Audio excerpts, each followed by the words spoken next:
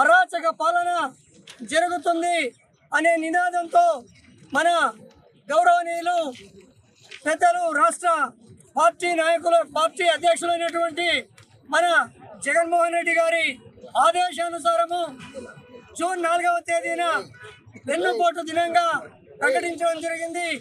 అందులో ఖచ్చితంగా తెలుగుదేశం పార్టీ వారు ఆర్భాటాలు కుతంత్రాలు చేస్తున్నారే కానీ ప్రజలకు ఇచ్చినటువంటి ఏ ఒక్క హామీని కూడా నెరవేర్చాలన్నటువంటి పరిస్థితి ఈ రాష్ట్రంలో ఉంది. ఈ రాష్ట్రానికి చంద్రబాబు నాయుడు గారు ఎప్పుడూ వెన్నుపోట్లు పొడుస్తూనే ఉంటాడు.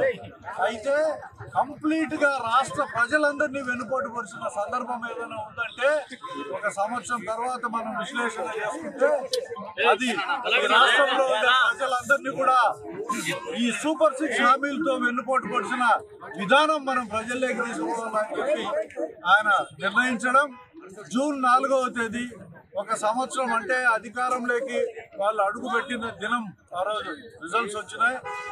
కూటమి ప్రభుత్వం సూపర్ 6 పేరు చెప్పి ఓట్లు దండుకొని ముఖ్యమంత్రి అయిన తర్వాత ప్రజలను గాలికి వదిలేయడం ఇవి చూస్తూ ఉంటే ఇంతటి నయవంచక పాలన భవిష్యత్తులో ఇంకా ఉండకూడదు అనే ఒక నిర్ణయం మనం అందరం తీసుకోవాలా.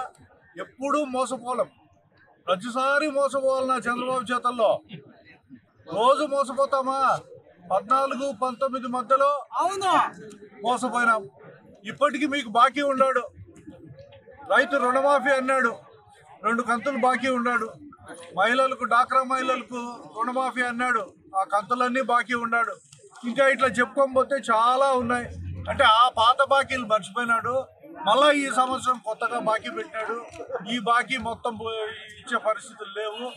అందుకే మనం ఈరోజు ప్రతి గ్రామంలో కూడా చంద్రబాబు నాయుడు గారు చేసిన మోసాన్ని ప్రజల్లో చర్చ జరగాల, ప్రజలకు తీసుకుపోవాలా. పాత బాకీ కట్టమని అడగాల, నిన్నటి బాకీ కట్టమని అడగాల. వచ్చే సంవత్సరం నువ్వు ఏమేమి ఇస్తావో కూడా ఇస్తే తీసుకునేదానికి మనం సిద్ధంగా ఉన్నాం. ఎందుకంటే ఓట్లు వేసినాం కదా. వాళ్ళ నాయన సొమ్ము వేయలే, ఈలే వాళ్ళ అబ్బ సొమ్ము ఏమి ఈలే, వాళ్ళ ముత్తాత సొమ్ము ఏమి ఈలే అన్నాడు కదా జగనన్నను.